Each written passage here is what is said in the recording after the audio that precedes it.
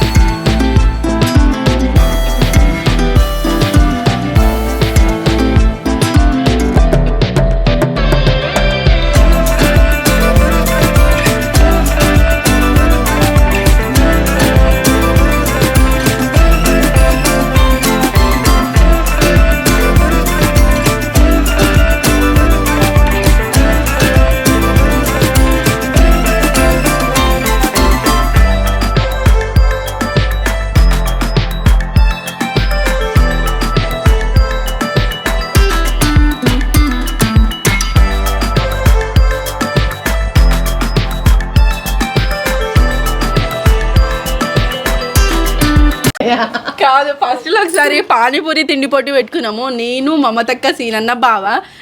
ఆ వీడియోలో ఎడిటింగ్ చేసేటప్పుడు మేము కడుపు వచ్చింది మాకైతే అంత ఘోరంగా నవ్వుకున్నాం. ఎందుకంటే సీనన్న ఒక పానీపూరి తింటాడు ఖర్చు పెట్టి తిడతాడు, ఒక పానీపూరి తింటాడు ఖర్చు పెట్టి తిడతాడు. ఆ తుడడానికి ఎక్కువ టైం తీసుకుంది పానీపూరి తింటాడు కన్నా. మూతికి అదే నీట్గా చేస్తే తిండి పట్ల అస్సలు పని చేయదు. ఇక నేనైతే మరీ క్లమ్సీగా తింటా ఉంటా, ఎందుకంటే నెగ్గడమే కావాలి అంతే. ఈ మూతి కట్టిందా ముక్కు కట్టిందా అని అయితే చూసుకోండి. చూసుకునేసరికి ఇక్కడ అయిపోతుంది టైం అంతా. ఖర్చు పియ్య నాన్న అది ఎర్రగా అవుతుంది కావచ్చు ఖర్చు పిస్తే.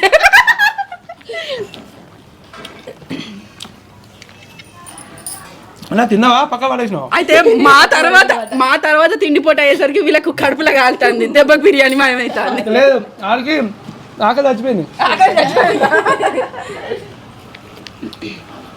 ఇంకా ఒకటే బుక్క ఉన్నది మా ఆయనది. సీనన్న మాత్రం ఫ్రై పీస్ పక్కకు పెట్టిండు, దమ్ పీసులు అయితే తింటాడు.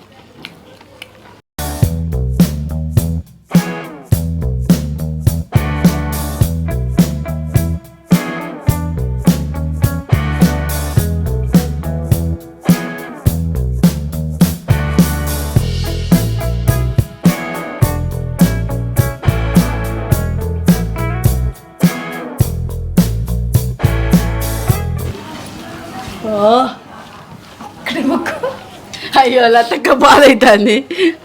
బాధే కదా, మీ ఛానల్లో గెలవాలనే కోరిక, కానీ ఏం చేద్దాం ఆశలన్నీ అరేసలు అయిపోయినాయి. ఇక్కడ ఇంకా చూద్దాం తింటూనే ఉన్నాడు. నిజం కాకపోతా మీ ఛానల్లో నేను గెలవకపోతున్నా.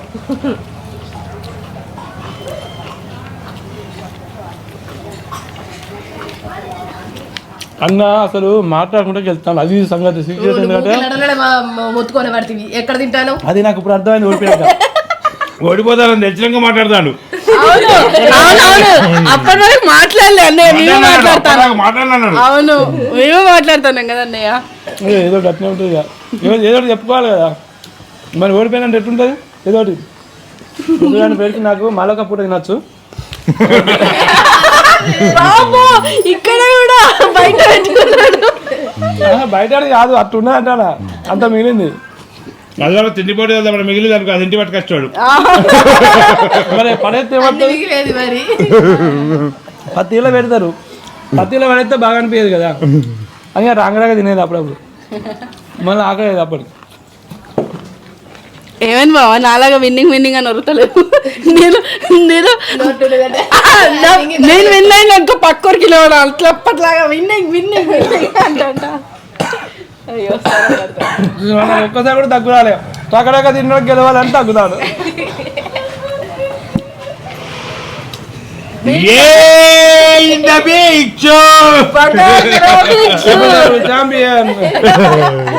డబల్ మొత్తం తిండి మీద చూపెడతాండి ఇక. డబల్ కాదు డబల్ టోర్నమెంట్ అని కూడా టోర్నమెంట్ లాస్ట్ కి మళ్ళీ మన ఇద్దరికి వచ్చింది. నాకు డౌట్, నువ్వు నాన్న తీసుకున్నావా తక్కువ తీసుకున్నావా? ఎక్కువనే ఉండే ఇద్దరికి కరెక్ట్ చేసినాం కదా. ఇంకా నీకు పీసులు మంచిగా ఉడికినే వచ్చినాయి, నాకు అది ఉడకని వచ్చింది. అయినా నవ్వులు మింగిన ఏం చేయాలి, లాస్ట్ బుక్కలా నవ్వులి అర్ధగా నవ్వులు మింగిన అంటే ఓడిపోయినాక వచ్చింది డౌట్.